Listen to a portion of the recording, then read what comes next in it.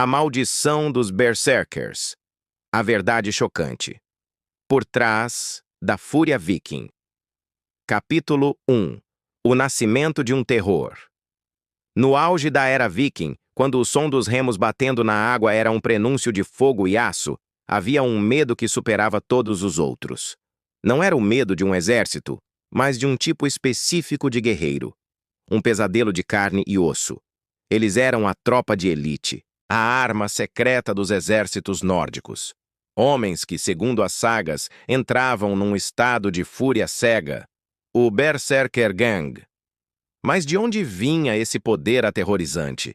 Era fruto de um treinamento brutal? Eram drogas que alteravam a mente? Ou seria algo sobrenatural? Para entender a verdade, precisamos primeiro esquecer a imagem que o cinema nos vendeu. Capítulo 2. Desconstruindo o mito. O primeiro mito a cair é o mais famoso: os capacetes com chifres. Eles nunca existiram. Eram impraticáveis em batalha e são uma invenção do século XIX. Na verdade, os vikings eram surpreendentemente higiênicos para a época. Pinças, pentes e até limpadores de ouvido são achados comuns em sítios arqueológicos. Eles não eram apenas brutos, eram comerciantes, exploradores, agricultores e artesãos. Mas dentro dessa sociedade complexa, existia um culto guerreiro, uma irmandade que abraçava o lado mais selvagem da natureza humana. Capítulo 3. O Ritual da Fúria. O Berserker não nascia pronto. Ele era forjado. E os historiadores debatem até hoje sobre como essa fúria era despertada. Existem 3 teorias principais. A primeira, e mais controversa, envolve o uso de alucinógenos, especificamente o cogumelo Amanita muscaria. Consumido em rituais, este cogumelo poderoso poderia induzir alucinações, euforia e uma fúria incontrolável, eliminando o medo e a sensação de dor. O guerreiro não estaria mais no controle, mas sim um passageiro em seu próprio corpo, guiado por uma tempestade química. A segunda teoria é mais psicológica. Ela sugere uma histeria autoinduzida.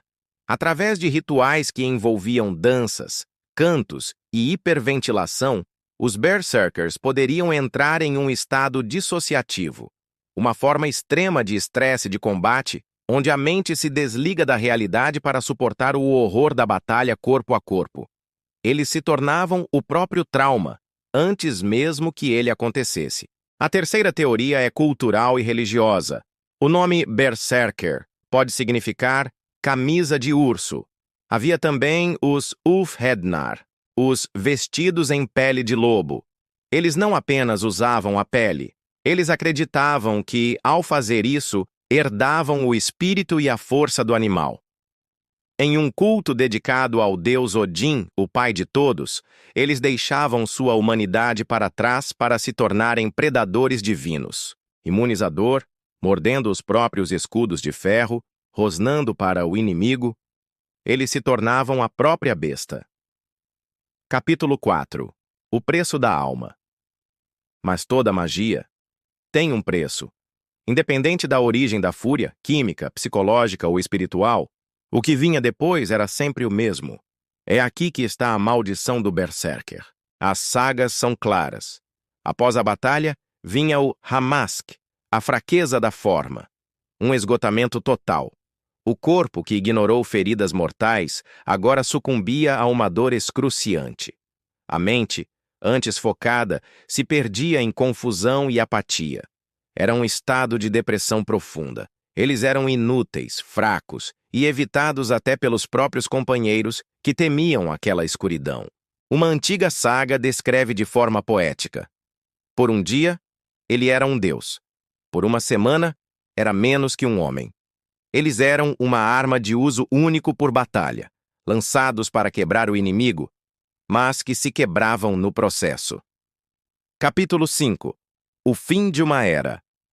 Então, por que não ouvimos mais falar deles? Com a chegada do cristianismo na Escandinávia, os reinos se unificaram. Os reis agora queriam exércitos disciplinados, não tropas de choque pagãs e incontroláveis. Leis foram criadas para proibir os rituais dos berserkers. Eles foram caçados, declarados fora da lei, tornando-se párias em sua própria terra. O mundo estava mudando, e não havia mais lugar para os monstros sagrados de Odin. Eles desapareceram na névoa da história, deixando para trás apenas a lenda e a maldição. Então, da próxima vez que você imaginar um berserker viking, não veja apenas a fúria. Veja o ritual, a psicologia, a fé. Veja o homem por trás do monstro. O guerreiro que tocava a divindade por um breve momento e depois pagava o preço nas profundezas da escuridão. Se você descobriu um novo lado dos vikings, deixe seu like para fortalecer nosso clã. Inscreva-se para não perder nenhuma saga e comente: qual outro segredo da história você quer que a gente desvende?